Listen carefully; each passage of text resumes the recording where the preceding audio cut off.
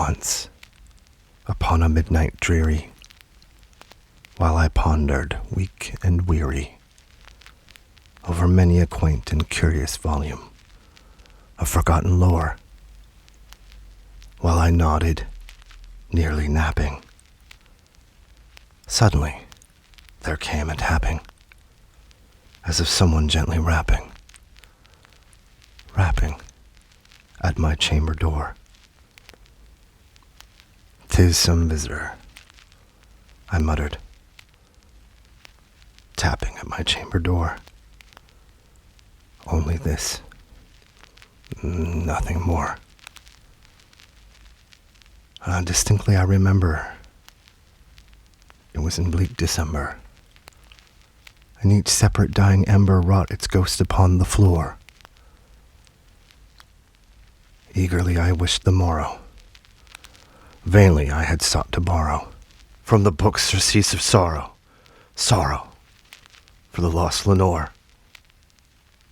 for the rare and radiant maiden whom the angels name Lenore, nameless here, forevermore. And the silken, sad, uncertain rustling of each purple curtain thrilled me, filled me with fantastic terrors never felt before.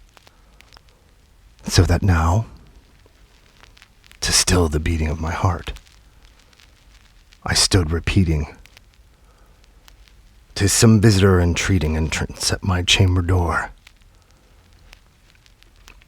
Some late visitor entreating entrance at my chamber door. This it is. Nothing more."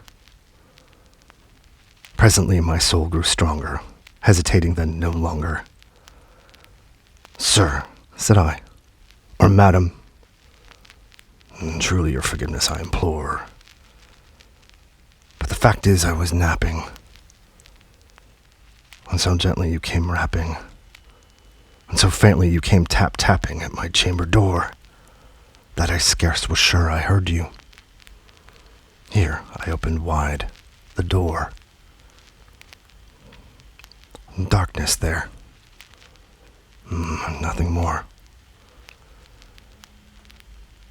Deep into the darkness peering, long I stood there wondering, fearing, doubting, and dreaming dreams no mortal ever dared to dream before.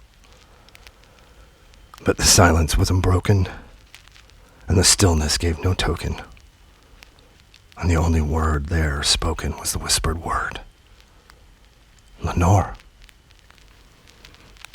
And this I whispered, and an echo murmured back the word, "Lenore." Merely this. Nothing more. Back to the chamber turning, all my soul within me burning. Soon again I heard a tapping, somewhat louder than before. "Surely," said I, "surely that is something that my window lattice let me see. What thereat is. In this mystery explore.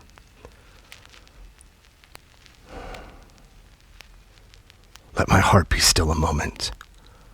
In this mystery explore. 'Tis the wind.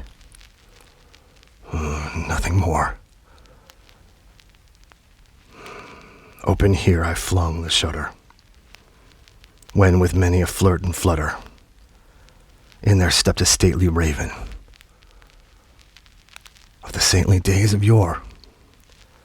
Not the least obeisance made he, not a minute stopped or stayed he, but the mien of lord or lady perched above my chamber door, perched upon a bust of Pallas just above my chamber door, perched and sat, nothing more. Then this ebony bird beguiling my sad fancy into smiling, by the grave and stern decorum of the countenance it wore. "Though thy crest be shorn and shaven, thou," I said, "art sure no craven, ghastly grim and ancient raven, wandering from the nightly shore. Tell me what thy lordly name is on the night's Plutonian shore." And quoth the raven, nevermore. Much I marvel this ungainly fowl to hear discourse so plainly, though its answer little meaning, little relevancy bore. For we cannot help agreeing that no living human being ever yet was blessed with seeing bird above his chamber door. Bird or beast upon the sculpted bust above his chamber door, with such name as nevermore.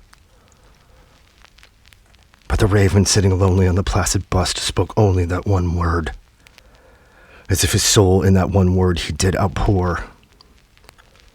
Nothing farther than he uttered, not a feather than he fluttered, till I scarcely more than muttered, other friends have flown before. On the morrow, he will leave me, as my hopes have flown before. Then the bird said, nevermore. Startled at the stillness broken by reply so aptly spoken, doubtless, said I, what it utters is only stock and store, caught from some unhappy master whom unmerciful disaster followed fast and followed faster, till his songs one burden bore, till the dirges of his hope that melancholy burden bore, of nevermore. But the raven, still beguiling all my fancy into smiling, straight I wheeled a cushioned seat in front of bird and bust and a door, that upon the velvet sinking I betook myself to linking fancy unto fancy, thinking what this ominous bird of yore, what this grim, ungainly, ghastly, gaunt, and ominous bird of yore meant in croaking nevermore. This I sat engaged in guessing, but no syllable expressing to the fowl whose fiery eyes now burned into my bosom's core. This and more I sat divining, with my head at ease, reclining on the cushion's velvet lining that the lamplight gloated o'er, but whose velvet violet lining with a lamplight gloated o'er. She shall press, nevermore. Then methought the air grew denser, perfumed from an unseen censer, swung by seraphim whose footfalls tinkled on the tufted floor. Wretch, I cried, that God hath lent thee by these angels he hath sent thee respite and nepenthe from thy memories of Lenore. Quaff, oh quaff this kind nepenthe, and forget this lost Lenore. Quoth the raven, nevermore. Prophet, said I, thing of evil, prophet still, if bird or devil, whether tempter sent or whether tempest tossed thee here ashore, desolate, ill, undaunted, and this desert land enchanted, on this home by horror haunted, tell me truly, I implore, is there balm in Gilead? Tell me, I implore. Quoth the raven, nevermore. Prophet, said I, thing of evil, prophet still, if bird or devil, by that heaven that bends us, by that God we both adore. Tell this soul with sorrow laden, if within the distant Aden, it shall clasp a sainted maiden whom the angels name Lenore. Clasp a rare and radiant maiden whom the angels name Lenore. And quoth the raven, nevermore. Be that word our sign of parting, bird or fiend, I shrieked, upstarting. Get thee back into the tempest at the night's Plutonian shore. Leave no black plume as a token of that lie thy soul hath spoken. Leave my loneliness unbroken.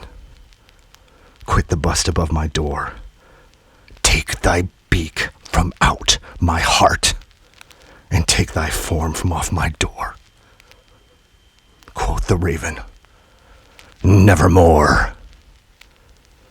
And the raven, never flitting, still is sitting on the pallid bust of Pallas just above my chamber door.